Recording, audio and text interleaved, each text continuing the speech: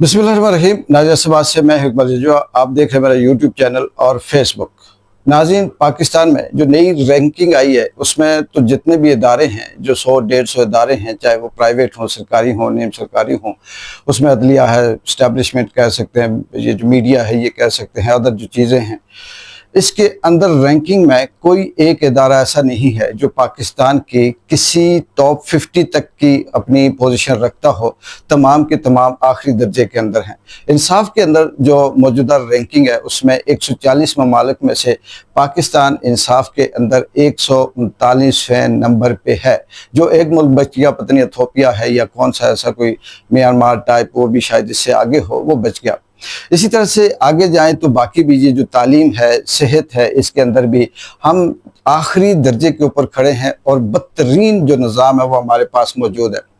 मैं इस पे बात करना चाहूँगा कि जैसे आजकल मैट्रिक का रिज़ल्ट आया और आज़ाद कश्मीर और पाकिस्तान में मैट्रिक के रिज़ल्ट में तमाम जो प्राइवेट स्कूल हैं वो अपने अपने बच्चों की जो नंबरिंग है वो उसके लिए वो सोशल मीडिया भरा पड़ा है कि 1200 में से 1100 समथिंग नंबर लिए, 1000 समथिंग नंबर लिए, इतने लिए, इतनी टॉप पोजीशन फलाने स्कूल की हैं, इतनी टॉप पोजीशन फलाने बोर्ड से ली है, इतनी टॉप पोजीशन ली है। लेकिन मेरा चैलेंज है इन तमाम स्कूलों को कि जिनके बच्चों ने टॉप किया है, बेशक किया है, इसमें कोई शक नहीं, उन्होंने मेहनत की होगी, बच्चे लायक हैं, ज़हीन हैं, इस माशरे के अंदर जहानत की कमी नहीं है। लेकिन जो हमारा स्कूलिंग, ये जो हमारा तालीमी निज़ाम है, ये निज़ाम इतना बांझ है, इतना बांझ है कि इसके अंदर स्वाय रटे के, स्वाय नंबर लेने के अलावा बाकी कोई क्रिएटिविटी नहीं है। हमारे जो स्कूल के बच्चे हैं इनका भी कसूर नहीं है, हमारे जो टीचर है उसका भी कसूर नहीं है, क्योंकि रियासत के जो लेवल पे तालीमी निज़ाम नाफिज है पाकिस्तान में। मैंने दुनिया के 30-35 ममालिक के तालीमी निज़ाम को सर्च करके देखना चाहा कि जापान, चाइना, बरतानिया, अमेरिका, कनाडा या रूस या फिर स्विट्ज़रलैंड या अदर जो ममालिक हैं इनके अंदर क्या तालीमी निज़ाम है और जो जो ममालिक बेहतरीन तरक्की कर रहे हैं उनके अंदर क्या है। तो उसमें यह था कि हमारा जो पाकिस्तान का तालीमी निज़ाम है, इंडिया इससे बेहतर तालीमी निज़ाम रखता है। हमारा तालीमी निज़ाम दुनिया का नाकाम और फरसुदा और फ्रस्ट्रेशन और सबसे ज़्यादा थका हुआ जो तालीमी निज़ाम है वो हमारे इस खित्ते का है। इसकी वजह यह है कि रियासत किसी भी सूरत ये नहीं चाहती कि वो इस तालीमी निज़ाम को बेहतर करके यहाँ का जो इंटेलेक्चुअल है उसे प्रमोट कर सके, यहाँ के लोग बच्चों की जहानत को आगे लेकर आ सके, यहाँ बच्चों को बेहतर मुस्तकबिल के लिए कुछ खुद से प्लानिंग, खुद से तैयारी करने की सोच डिवेल्प कर सके। दूसरी बदकिस्मती इस तालीमी निज़ाम के अंदर ये है कि पाकिस्तान का जब आप इसकी डायनामिक देखते हैं तो यहाँ पर जो 4 सूबे हैं जिसमें सिंध, बलूचिस्तान, KPK, पंजाब या बाकी भी है, कश्मीर इसका एक हिस्सा है, सूबा भी नहीं है, कश्मीर एक रियासत अलग से है लेकिन जुड़ी हुई है। तो उस लिहाज से इनकी जो ज़ुबान है, इनका जो कल्चर है, इनका जो रहन सहन है वो इतना डिफरेंट है कि वो कहीं भी एक दूसरे से मैच नहीं कर रहा। तो इस रियासत के अंदर जो तालीमी निज़ाम है उसका कोई एक सब्जेक्ट भी ऐसा नहीं है जो पूरे मुल्क के अंदर, चारों सूबों के अंदर एक साथ पढ़ाया जाए और जिससे ये तासुर दिया जाए कि ये जो 4 सूबे हैं ये एक लड़ी के अंदर हैं और इनके अंदर अगर कोई एक सेंस डेवलप हो रही है और वो बराबर हो रही है। इवन के उर्दू जिसे हम अपनी कौमी ज़ुबान कहते हैं, होना तो ये चाहिए कि इन चारों सूबों के अंदर चाहे वो उर्दू का सब्जेक्ट हो या कोई ऐसे मज़ामीन हो या उसमें कुछ ऐसे सब्जेक्ट हों जो उर्दू के अंदर पढ़ाए जाएँ, जिसमें पूरे के पूरे मुल्क के अंदर एक सोच, एक तरह की बात, एक तरह की ज़ुबान, एक तरह के अल्फाज जब तक सामने नहीं आते तो उस वक्त तक ये रियासत को तकसीम करना बहुत आसान है। और ये भी रियासत का एक सोचा समझा मंसूबा है कि बलोचियों को अलग से डिवाइड कर दो, सिंधियों को अलग से कर दो, KPK वालों को अलग कर दो। और इनकी जब बात आती है तो बहुत से ऐसे हमारे बलूचिस्तान हो गया, सिंध हो गया, KPK हो गया, उन्हें उर्दू की अलिफ बे भी नहीं आती और जो उनकी ज़ुबान है वो बाकी हिस्सों में किसी दूसरे जैसे कश्मीर हो गया, इस्लामाबाद हो गया, ये पंजाबी हो गया, इनको भी नहीं आती। तो ये वो अलमिया है जो हमारी डायरेक्ट अफेक्ट कर रहा होता है हमारे उस सेंस के ऊपर, हमारी उस एबिलिटी के ऊपर और हमारी वो जो यकजहती जिसे हम कहते हैं उसके ऊपर। अगर हम ईरान की बात करें तो ईरानी सारे के सारे एक ज़बान बोलते हैं और वो फ़ारसी ज़बान है जिसकी वजह से उनकी यकजहती या यूनिटी ज़्यादा स्ट्रांग है। बांग्लादेश की बात करें तो सारे बंगाली बोलते हैं, एक ज़बान है और इस ज़बान की ताकत आप देखें कि पूरे मुल्क के अंदर जब कोई पैगाम मैसेज जाता है वो छोटे से लेके बड़े तक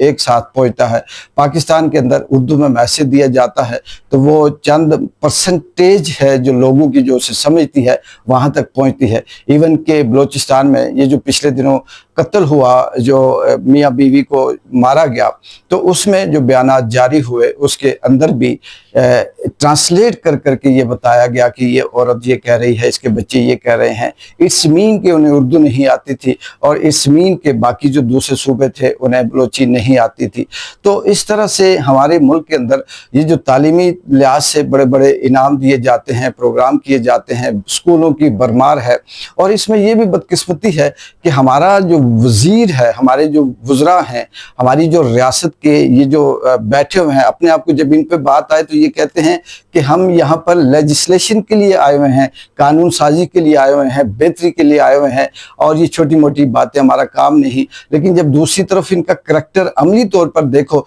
तो ये टूटी खंबे से आगे नहीं जाते और लॉलीपॉप और ट्रक की बत्ती के अलावा बात नहीं करते। तो अभी ये जो रियासत के ये जो वजीर हैं इनसे अगर बात करें तो ये खुद भी अपने आप को इतना बेबस और मजबूर समझते हैं कि ये तनख्वाहें तो वज़ीर तालीम की लेते हैं, तनख्वाहें तो किसी टेक्नोलॉजी की लेते हैं, तनख्वाहें तो ये मुल्क के अंदर इंसानी हुकूक की बेहतरी के लिए लेते हैं, तनख्वाहें तो मराहतें तो ये तामीर और तरक्की के लिए लेते हैं, लेकिन ये इसमें बेहतरी नहीं ला सकते। हाँ, इस मुल्क का जो माइंड सेट है वज़रा का वो ये है कि किसी भी इलाके में जाएंगे वहाँ पहले से 4-6 स्कूल मौजूद होंगे, एक स्कूल और दे देंगे, उधर से स्कूलों की भरमार, उधर से हॉस्पिटल की भरमार, उधर से वो, लेकिन जो उसका निज़ाम है उसे बेहतर नहीं करेंगे। एग्जाम्पल देता हूँ, जैसे हमारा, क्योंकि जैसे रूह वैसे फरिश्ते, जिस तरह की आवाम वैसी ही फिर आगे अल्लाह ताला ने हुक्मरान भी दे दिए कि ये जो दानिश स्कूल आज़ाद कश्मीर में शहबाज शरीफ ने कहा जी कि लॉन्च किया, बल्ले बल्ले, किसी ने मुबारकें दी, किसी ने ऐड लगाए, किसी ने कुछ किया।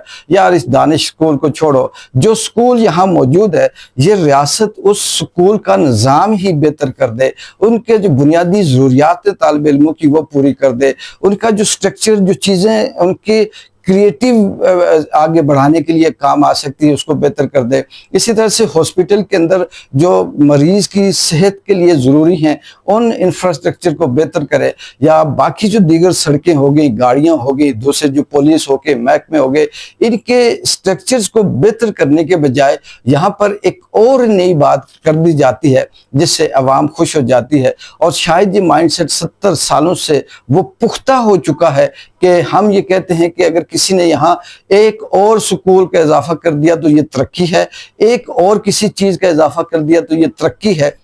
लेकिन जो पहले से वो चल रहा है उसके अंदर बेहतरी नहीं लानी। और अगर कोई बेहतरी लाएगा तो उसके ऊपर भी तनकीद होगी कि इसने क्या किया, ये कोई काम की चीज़ नहीं है, या इसने झूठ बोला, या इसने ऐसा किया। तो इसीलिए हम फिर सिर्फ और सिर्फ रट्टे लगाकर सिर्फ उसे नंबर ले सकते हैं। मेरे पास ऐसी हकीकतें और सबूत के साथ मौजूद हैं कि मैंने MA, MSc, BA, BSc, MA English, MA Urdu या स्पेशल सब्जेक्ट के अंदर MCOM या इस तरह से बहुत से लड़के जिनको हज़ारों की तादाद में मैंने अपने हाथ से ट्रेन किया, लेकिन जब उनसे बेसिक इंट्रोडक्शन पूछा गया, उनसे उनके सब्जेक्ट के हवाले से बात की गई, उनसे उनका जो इन्वायरमेंट है उससे बात की गई, तो वो मास्टर किया हुआ शख्स 100 में से 2 लड़के होंगे जो कहीं थोड़ा सा बेहतर बता सकते होंगे। बाकी 98 या 99 लड़के ऐसे हैं जिन्हें ये भी नहीं पता कि वो जिस सब्जेक्ट में मास्टर करके आ रहे हैं उस सब्जेक्ट के अंदर क्या है, उसका पर्पस क्या है, उसका मुस्तकबिल क्या है, उसका स्कोप क्या है, किस तरह से वो उसे बेहतर कर सकता है, या उसके अंदर वो बेहतरी करना चाहे तो क्या कर सकता है। ये तो हमारी तालीम की हालत है। और फिर इसी तरह से बाकी जो इदारे हैं हैं उनके अंदर भी यही कुछ है। और उसके बाद कहा यह जाता है कि हम इसके अंदर लिटरेसी के अंदर बहुत अच्छे हैं या हम फला फील्ड के अंदर बहुत अच्छे हैं। इस मुल्क का यही अलमिया है। और फिर दूसरी तरफ सारी की सारी तो जो इमरान खान को मारने की, उसे बंद करने की, उसे आइसोलेट करने की, उसे बूढ़ा करने की, उसे भूखा रखने की, उसे जिस्मानी तौर पर तशद्दुद करने की, उसे मेंटली टॉर्चर करने की तरफ सारी ताकत लगी हुई है। और ये रियासत ये समझती है कि हमारा सबसे बड़ा कारनामा इस वक्त पूरी दुनिया फतह करना, सिर्फ इसका नाम है कि हम इमरान खान को फतह करें। और देखते हैं कि कुदरत कैसे